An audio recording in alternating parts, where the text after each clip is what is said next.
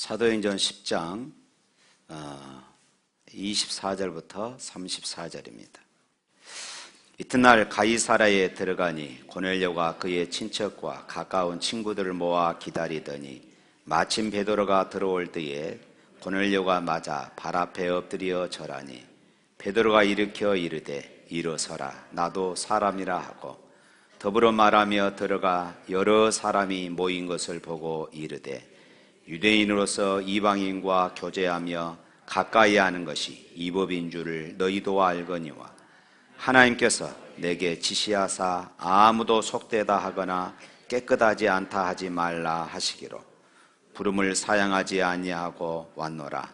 묻노니 무슨 일로 나를 불렀느냐.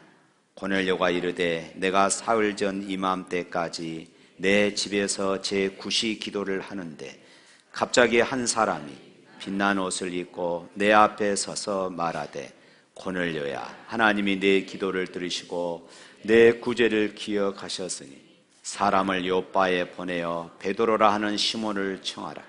그가 바닷가 무두장이 시몬의 집에 유숙하느니라 하시기로 내가 곧 당신에게 사람을 보내었는데 오셨으니 잘하였나이다. 이제 우리는 주께서 당신에게 명하신 모든 것을 듣고자 하여 다 하나님 앞에 있나이다. 베드로가 입을 열어 말하되 내가 참으로 하나님은 사람의 애모를 보지 아니하시고. 아멘. 목사님 전도가 너무 쉬워요 라고 하는 이 책이 있습니다. 이 책을 손현보 목사님께서 쓰셨는데 이 목사님께서 권사님들에게 우리 전도를 열심히 합시다. 또 새벽 기도에 빠지 말고 열심히 나오세요. 이렇게 간절히 부탁을 했습니다. 그런데 목사님의 이런 간절한 부탁임에도 불구하고 전혀 반응이 없는 권사님이 한 분이 계셨습니다. 그래서 목사님이 이 권사님이 도대체 왜 그러실까 그렇게 한번 살펴봤습니다. 그랬더니 이 권사님이 고추 농사를 하는데 이 고추 농사가 어떤 생업으로 하는 것이 아니라 자식들에게 나눠주려고 하는 그 재미 때문에 해년마다 이 고추 농사를 하는 것입니다. 아침 일찍부터 일어나서 고추밭에 가서 일을 하는 것입니다. 풀도 메고 벌레도 잡고 농약도 뿌리고 때로는 물도 주고 그러면서 하루를 보내는 것이었습니다. 그러니까 새벽 기도를 나오지를 못하고 전도에도 열심히 할 수가 없었습니다. 그래서 한 번은 이 목사님이 고추밭에 가가지고 이 고추를 다 뽑아버렸습니다. 어찌나 이 고추대를 튼튼하게 해놓고 줄로 잘 묶어놨던지 목사님의 손이 다 부르트고 말았어요.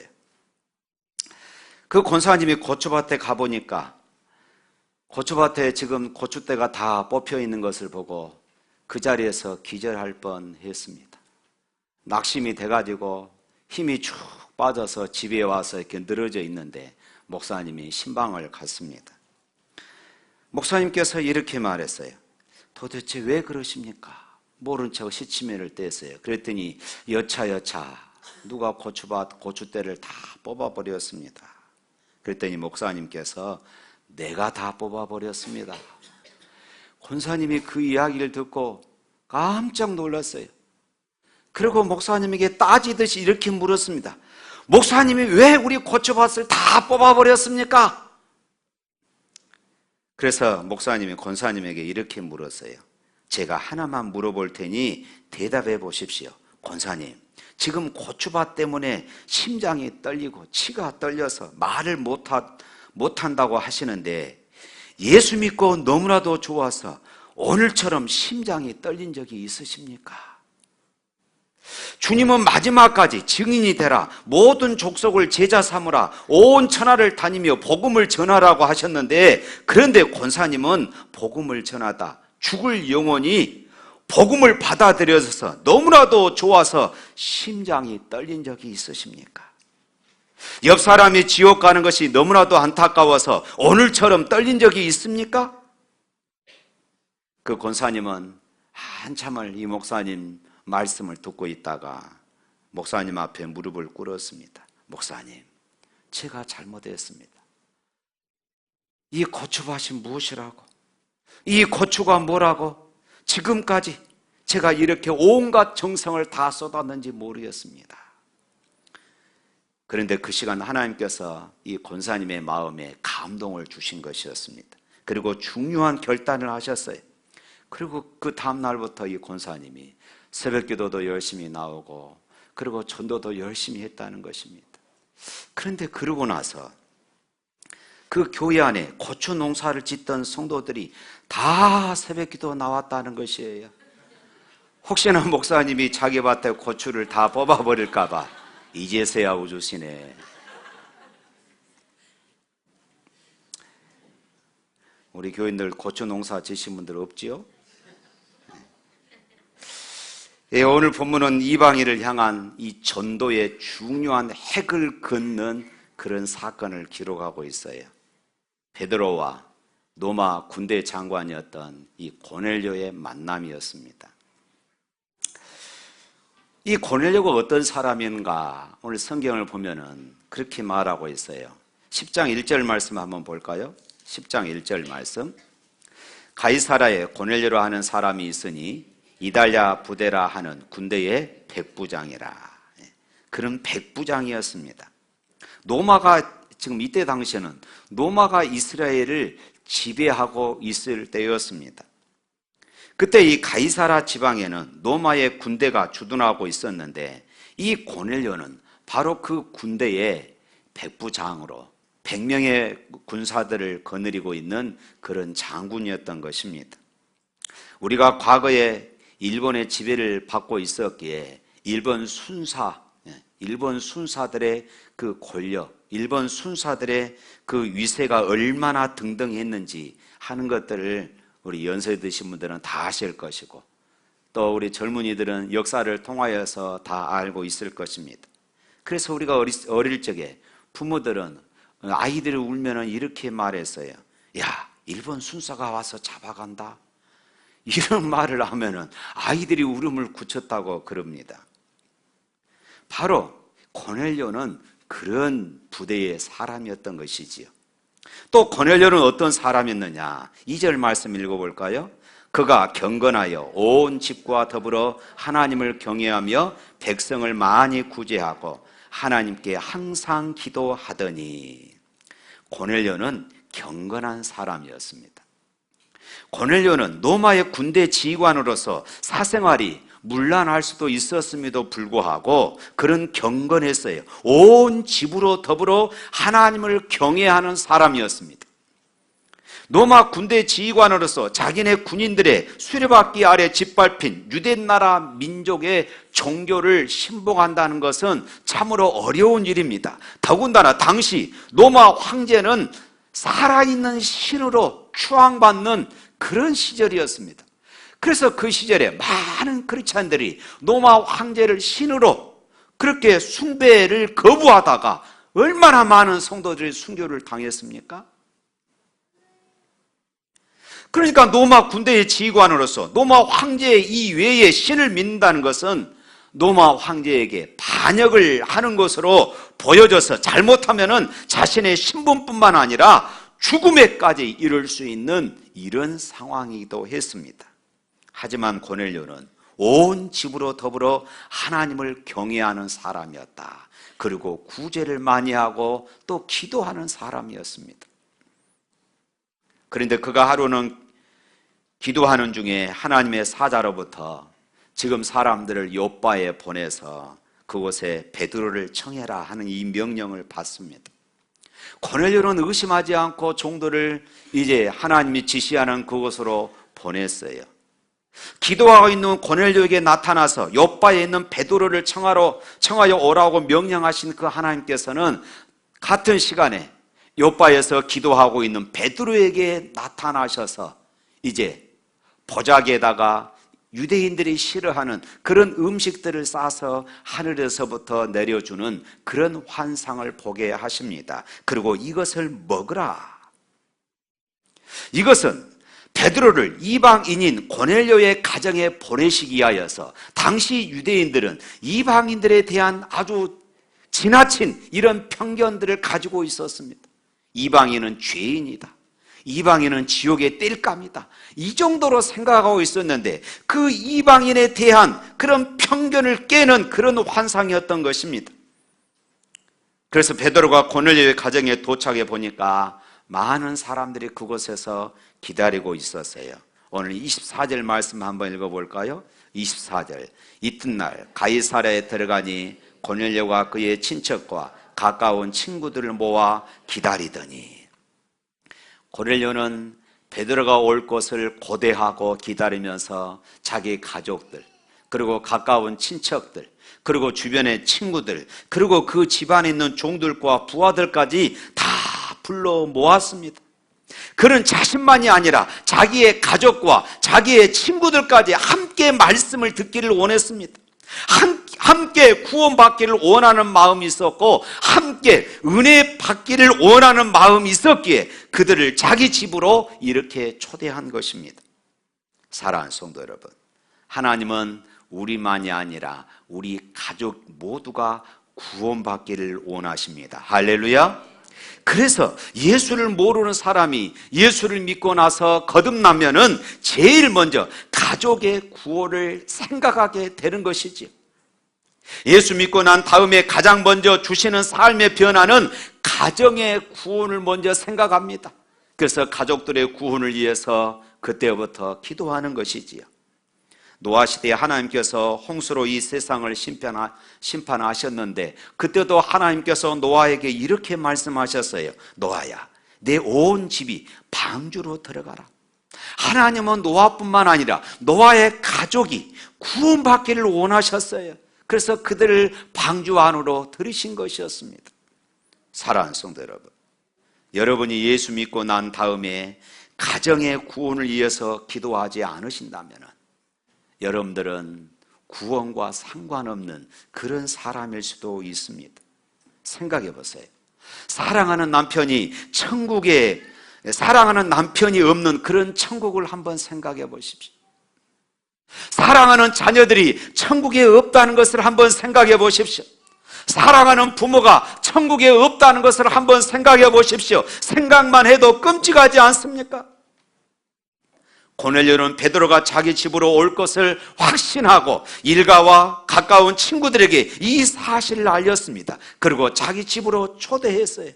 다른 사람을 자기 집으로 초대하는 것은 쉬운 일이 아닙니다. 더군다나 예수 그리스도의 이 복음을 듣는다는 것은 더더군다나 쉬운 일이 아니었습니다. 많은 노력과 희생과 수고가 뒤따라야 합니다. 황제를 신으로 섬기는 백부장이 가족들뿐만 아니라 부하들과 이웃들까지 초대한다는 것은 어찌 보면 자기 생명뿐만 아니라 그곳에 함께 초대된 많은 사람들의 생명에 위협을 가할 수도 있는 이런 일이었습니다. 하지만 고넬료는 그들이 함께 구원받기를 원했어요. 그들이 함께 예수 믿기를 원했습니다. 그래서 자기 집으로 초대한 것입니다. 사랑하는 성도 여러분, 또다시 이제 가을 이웃 초청잔치, 전도 축제가 시작이 되었습니다. 어떤 분은 전도가 안 되는데 왜 이렇게 전도 대회를 여는지 모르겠다 이렇게 말하실 수도 있을 것입니다. 어떤 분은 여전히 전도에 무관심일 수도 있을 것입니다. 그러나 여러분, 우리가 전도를 왜 해야 할까요? 어떤 분은 그렇게 말합니다. 우리가 전도해야만이 교회가 부흥한다. 물론 그럴 수도 있습니다. 그러나 전도의 목적은 교회가 부흥하는 것이 아닙니다. 주님의 명령입니다. 할렐루야. 하나님이 기뻐하신 일이고 주님의 마지막 유언이었어요. 우리가 노방전도, 아파트전도, 병원전도, 때로는 공원전도를 한다고 해서 전도제를 받은 사람들이 모두가 다 우리 교회로 초청되면 얼마나 좋겠습니까? 한 통계에 의하면요, 전도지 10,000장을 돌려야 그 중에 한 명이 교회로 등록이 된다. 전도지 10,000장을 돌려야, 그러면은 우리 교회 성도들이 한 사람당 몇 장씩 돌려야 10,000장을 돌릴 수 있을까요? 그러니까 우리가 노방전도하고 아파트 전도하고 공원 전도하고 이런 전도하는 것이 때로는 무용론, 전도할 필요 없다 이렇게 생각할 수도 있을 그럴 것입니다. 한 사람도 오지 않을 수도 있을 것입니다. 그래도 불구하고 왜 우리가 전도해야 하느냐?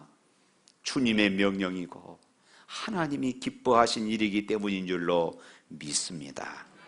여러분, 하나님 입장에서 한번 생각해 보십시오. 전도가 안 된다 하면서 계속 전도 안 하는 교회를 하나님은 기뻐하시겠습니까?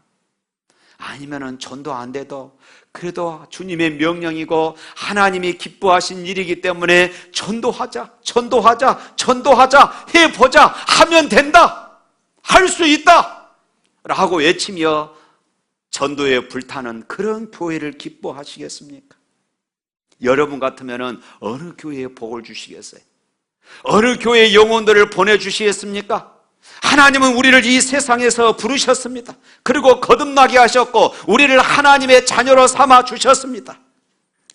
그리고 주님은 말씀하십니다. 아버지께서 나를 보내신 것 같이 나도 너희를 세상에 보내노라. 저와 여러분들 이 세상에 파송하십니다. 하늘과 땅의 권세를 가지신 주님께서 왜 저와 여러분들을 이 세상에 보내신 줄 아십니까? 잘 먹고 잘 살기 위해서가 아닙니다. 주님이 저와 여러분들 이 세상에 보내신 것은 바로 사람을 낚는 어부로서의 사명을 감당하도록 하기 위해서인 것입니다. 그런데 오늘 사람을 낚는 어부로서의 사명을 감당하기 위해서 이 땅을 살아가는 성도들이 그렇게 많지가 않습니다. 죽은 영혼을 바라보며 눈물을 흘리며 기도하는 성도가 얼마나 될까요? 죽은 영혼들의 탄식 소리를 들으며 아버지의 아픈 마음으로 오늘을 살아가는 성도들이 과연 얼마나 될까요? 내 자녀가 예수 그리스도를 모르고 내 사랑하는 남편이 죄의 종이 되어 살아가고 있음에도 불구하고 나를 낳으신 부모와 일가와 친구들이 불타는 지옥을 향하여 달려가고 있음에도 불구하고 그 영혼을 위해서 눈물 뿌리며 때로는 철회하며 기도하는 성도들이 그렇게 많지가 않습니다. 아무리 전도합시다, 한 영혼을 주께로 인도합시다 외쳐도 눈 하나 깜짝하지 않는 이런 완악한 세대에 우리가 살아가고 있습니다. 사랑하는 성도 여러분, 나 혼자만이 아니라 가족이 구원을 받으면 가정이 달라집니다. 부부가 함께 은혜를 받으면 가정이 달라집니다. 사랑하는 사람들과 함께 하나님의 보좌를 바라보며 찬양하며 기도하는 것이 얼마나 아름답고 행복한 일입니까? 그러므로 한 사람 한 사람의 이름을 불러가며 기도하시기를 축원합니다.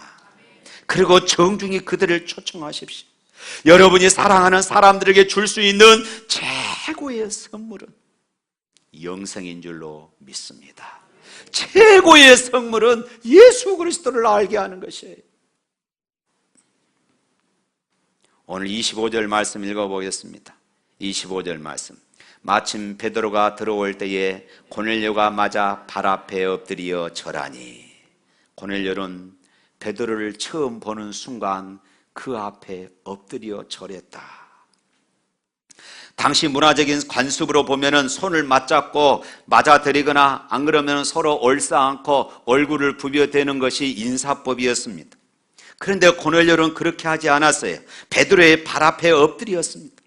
이것은 당시에 로마 군대 장관이 로마 황제 앞에서나 이렇게 할 법한 그런 예절이었습니다. 그런데 로마 군대의 백부장인 그가 자기의 상관도 아니고 단지 갈릴리 어부이며 식민지 백성의 한 사람인 베드로에게 어떻게 도대체 왜 그렇게 엎드려서 절할 수 있겠습니까? 상식적으로나 인간적으로 교육의 수준으로 볼 때나 누가 엎드려서 절을 하겠습니까? 베드로가 고넬료 앞에 엎드려서 넙죽 절을 해야만 하지 않겠습니까?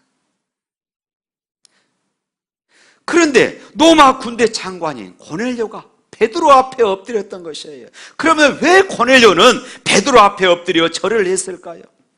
그것은 고넬료가 베드로를 하나님이 보내신 사람으로, 하나님께서 보내신 사람으로 믿었기 때문입니다. 33절 말씀 읽겠습니다. 33절 말씀 시작. 내가 곧 당신에게 사람을 보내었는데 오셨으니 잘하였나이다. 이제 우리는 주께서 당신에게 명하신 모든 것을 듣고자 하여 다 하나님 앞에. 아멘.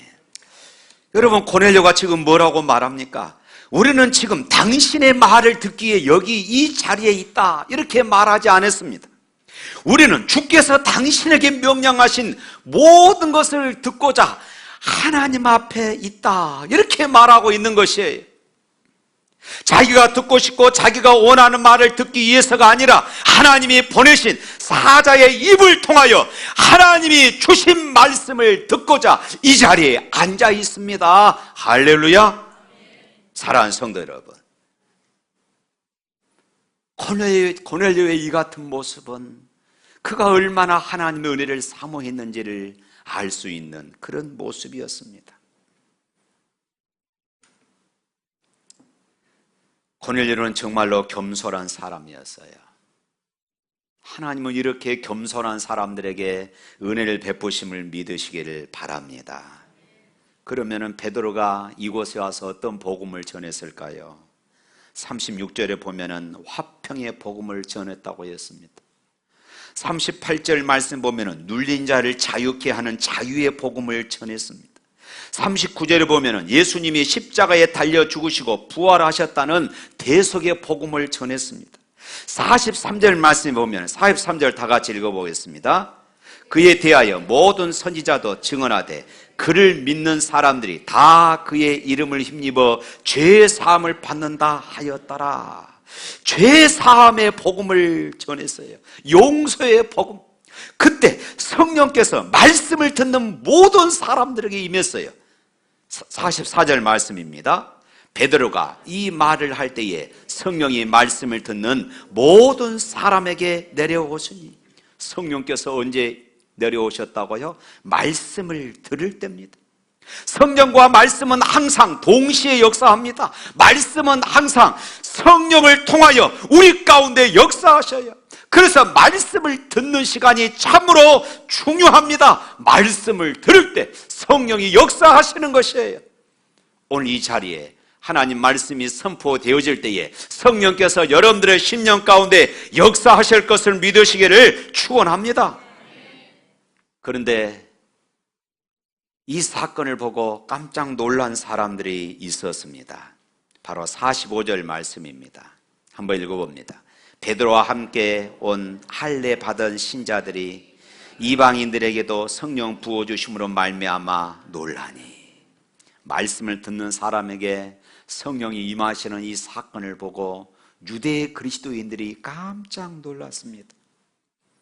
이 할례 받은 사람들 다 유대인들이잖아요. 이 사람들은 성령은, 복음은, 오직 하나님은 오직 유대인의 전유물로만 그렇게 생각을 했습니다. 할례 받지 못한 이방인들에게도 그래서 성령이 부어지는 이 사건을 보면서 깜짝 놀랐습니다. 여기서 놀래다 이 말은 어안이 벙벙하다 그 말입니다. 어안이 벙벙할 정도로 놀랬다는 것입니다. 뿐만 아니라 47절 말씀에 보면은 이에 베드로가 이르되 이 사람들이 우리와 같이 성령을 받았으니 누가 능히 물로 세례 베품을 그 말이요. 46절에 이는 방언을 말하며 하나님 높임을 들음이러라. 방언을 말했습니다.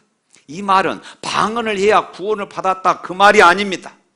방언은 성령이 말하게 하심을 따라 영으로 기도하는 것을 말합니다. 그러니까 은사가 임했다는 것이에요. 하나님을 높이기 시작했습니다. 성령 받은 증거가 무엇인지 아십니까? 하나님을 높이는 것이에요. 예전에는 자기를 드러내고 자기를 자랑하던 사람이 성령 충만하면은 예수님을 자랑하기 시작합니다. 하나님을 자랑하기 시작합니다. 십자가만 자랑하기 시작합니다. 하나님 이름만을 높이기 시작합니다. 이것이 성령 충만 받은 사람들의 증거입니다. 사랑하는 성도 여러분, 11월 4일 이웃 초청잔치로 지키는 날입니다.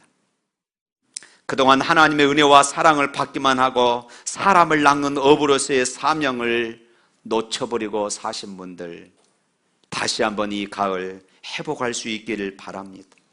오늘 고넬료처럼 우리 주변의 일가와 우리 가족들과 가까운 친구들을 초청하시기를 바랍니다. 사랑하는 이웃과 그동안 기도해 왔던 사람들을 예수 이름으로 다시 한번 초청하시기를 바랍니다. 생각해 보십시오. 고넬료가 초청하지 않았으면 그들 스스로 복음을 듣기 위해서 찾아왔겠습니까? 그들이 말씀을 듣지 않았다면 그들 스스로가 어떻게 예수님을 믿었겠습니까? 전파하는 자가 없이 어찌 그들을 복음을 들을 수 있었겠습니까? 사랑하는 성도 여러분, 여러분들의 마음에 전도하고자 작정하신 분들이 있을 것입니다. 아직도 없다면 전도할 사람들을 작정하시기를 바랍니다. 그리고 전도 계획을 구체적으로 세우십시오. 우리 남전도회, 1, 2 남전도회, 1, 2, 3 여전도회, 그리고 장년부, 청년대학부 모두가 이 일에 동참하시기를 바랍니다. 전도는 주님의 명령입니다. 전도는 주님이 기뻐하시는 일입니다. 이 가을 이 전도의 사명을 회복할 수 있기를 주님의 이름으로 축원합니다.